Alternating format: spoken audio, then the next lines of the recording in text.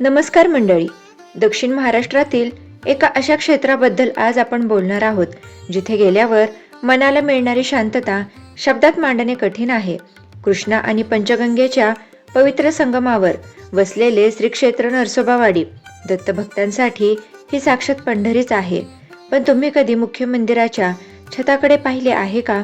संपूर्ण भारतात जिथे मंदिरांची उंच शिखरे आणि त्यावर चमकणारे सुवर्ण कलश भक्तांना आकर्षित करतात, तिथे या प्राचीन मंदिरावर कलश का नाही? हे स्थापत्यशास्त्राचे वैशिष्ट्य आहे की यामागे दडले एखादं ऐतिहासिक रहस्य.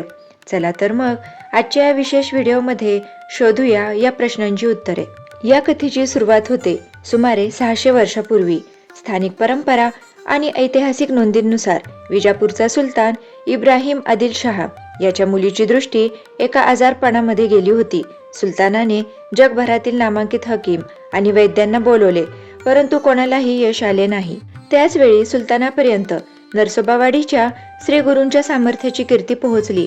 सुलतानाने आपल्या दरबारी माणसांना नरसोबावाडीला पाठवले.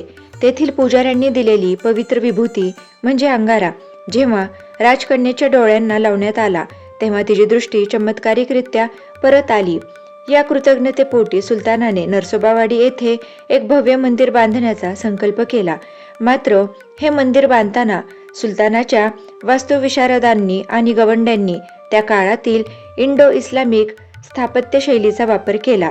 या शैलीमध्ये इमारतीचे स्वरूप हे लांबट आणि सपाट छताचे असते. हिंदू मंदिर रचनेत जे शिखर किंवा कळस असतो तो या संरचनेत बसवण्यात आला नाही, कारण सुलतानाने बांधलेली ही वास्तू प्रामुख्याने एका इमारतीसारखी होती. मंदिराला कलश नसण्याचे आणखी एक कारण म्हणजे महाराजांची संन्यासी वृत्ती. संन्यासासाठी बाह्य डामडोल नसणे हेच पूर्णत्वाचे लक्षण आहे.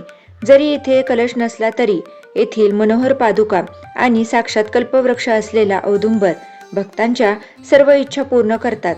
या मंदिरात मूर्ती नाही, केवळ पादुका आहेत, कारण महाराज आजही येथे अदृश्य स्वरूपात वास्तव्यास आहेत अशी श्रद्धा आहे. आणि मंडळी, नरसोबावाडीचा सर्वात मोठा चमत्कार म्हणजे दक्षिण द्वार सोहळा. पावसाळ्यात जेव्हा कृष्णामाई स्वतःहून श्री गुरूंच्या चरणांना स्पर्श करण्यासाठी मंदिरात येते तेव्हा तो क्षण पाहणे हे भाग्याचे लक्षण मानले जाते. अशा वेळी शिखराची उणीव भासत नाही, कारण साक्षात निसर्गच मंदिराचा कळस होतो. तर मंडळी, नरसोबावाडीच्या मंदिराला कलश नसण्यामागचे हे ऐतिहासिक आणि आध्यात्मिक कारण तुम्हाला कसे वाटले? आम्हाला कमेंट बॉक्समध्ये नक्की सांगा. जर तुम्हाला हा व्हिडिओ आवडला असेल तर लाईक करा आणि आपल्या दत्तभक्त मित्रपरिवारासह शेअर करा. अशाच नवनवीन माहितीसाठी आमच्या चॅनलला सबस्क्राईब करायला विसरू नका. अवधूत चिंतन श्री गुरुदेव दत्त. धन्यवाद.